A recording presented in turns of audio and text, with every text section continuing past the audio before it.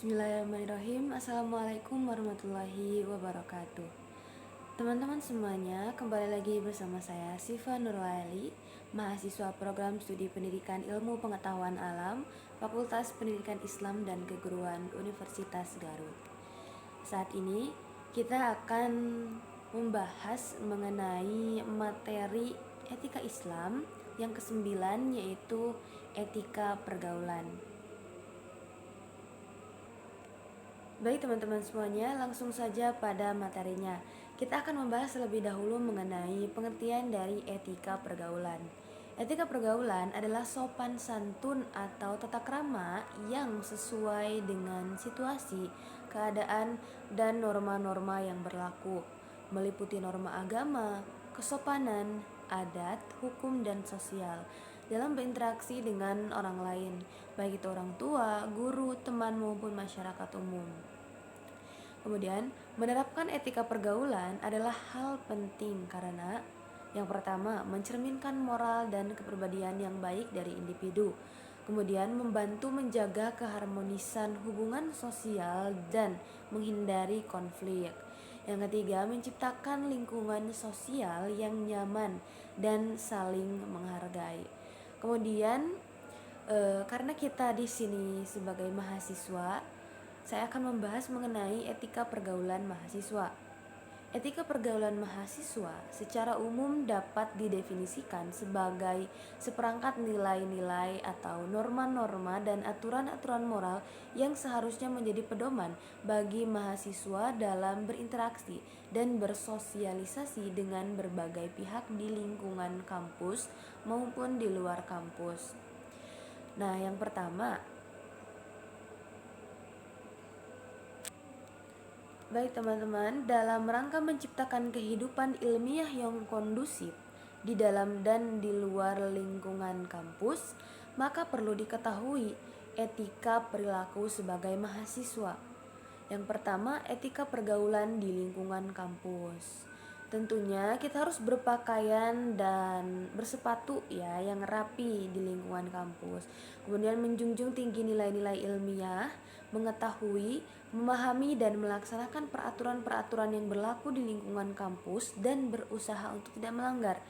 Kemudian memberi contoh yang baik dalam berperilaku kepada adik tingkat, teman setingkat, dan kakak tingkat. Kemudian saling menghormati dan menghargai terhadap sesama mahasiswa.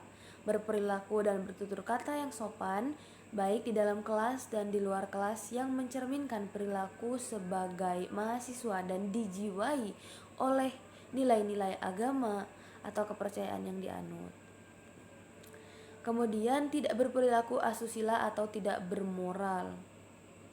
Bersedia menerima sanksi yang ditetapkan atas pelanggaran terhadap peraturan yang berlaku sebagai bagian dari pendidikan disiplin. Kemudian setelah kita tadi membahas etika di dalam kampus, di lingkungan kampus, sekarang kita membahas mengenai etika pergaulan di luar kampus. Nah, untuk contoh etika berperilaku mahasiswa di luar kampus, yang pertama, berperilaku dan bertutur kata yang baik yang mencerminkan sebagai mahasiswa. Kemudian, berupaya mengaplikasikan ilmu pengetahuan dan teknologi yang telah dipelajarinya di masyarakat sebagai wujud pengabdian.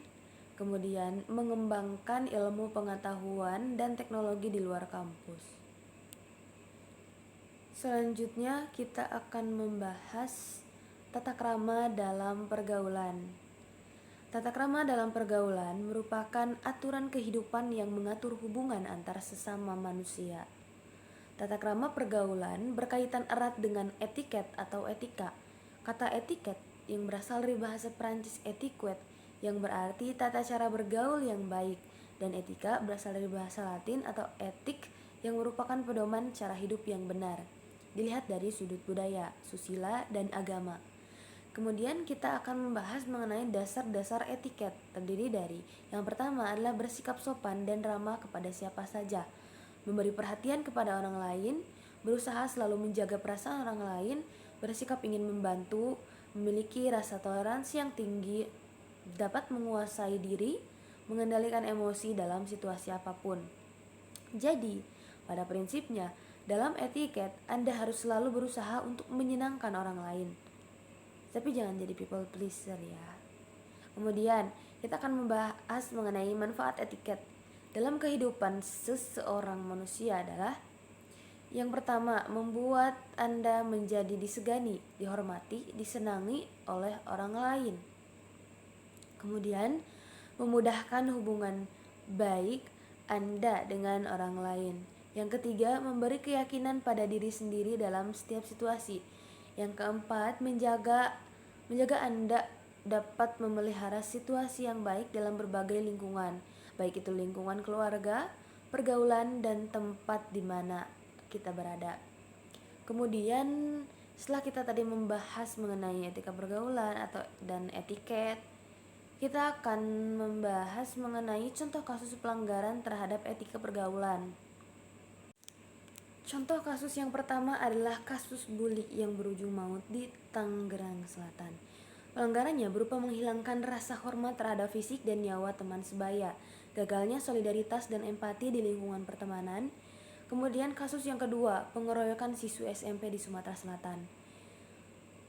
Pelanggaran terhadap etikanya itu mengobjektifikasi penderitaan orang lain, menganggap kekerasan sebagai hiburan, pelanggaran etika digital, atau merekam dan menyebarkan konten kekerasan. Kemudian kasus yang ketiga adalah kasus kekerasan seksual dalam pergaulan remaja di Jayakarta. Pengkhianatan, pelanggarannya itu adalah pengkhianatan kepercayaan dan manipulasi dalam pertemanan.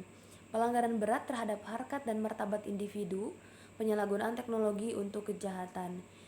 Nah, setelah kita tadi membahas mengenai kasus atau pelanggaran terhadap etika, sekarang kita akan membahas mengenai solusinya untuk mengatasi pelanggaran etika pergaulan.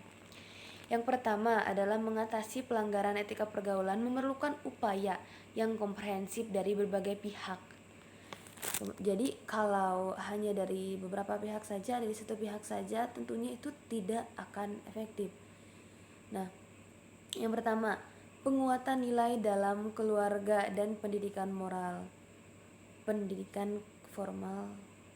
Yang pertama, penguatan nilai dalam keluarga dan pendidikan formal, pendidikan karakter.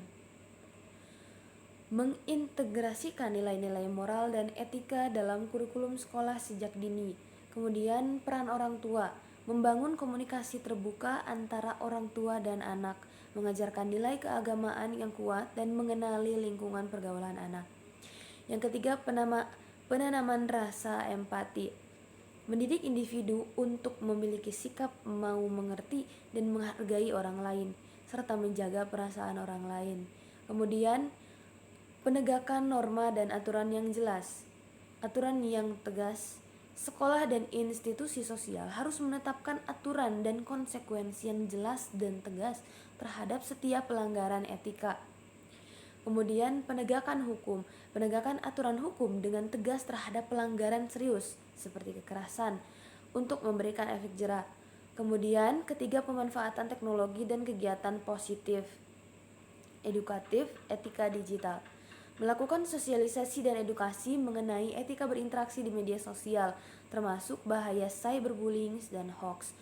Kegiatan positif, memberikan kesibukan positif seperti kegiatan ekstrakurikuler, olahraga, atau membaca, agar remaja tidak mencari pelarian di pergaulan bebas. Kemudian bimbingan kelompok, menggunakan layanan bimbingan kelompok dengan teknik problem solving untuk meningkatkan kemampuan etika pergaulan teman sebaya. Baik teman-teman semuanya, sekian materi mengenai etika pergaulan yang dapat saya sampaikan. Semoga dapat bermanfaat. Wassalamualaikum warahmatullahi wabarakatuh.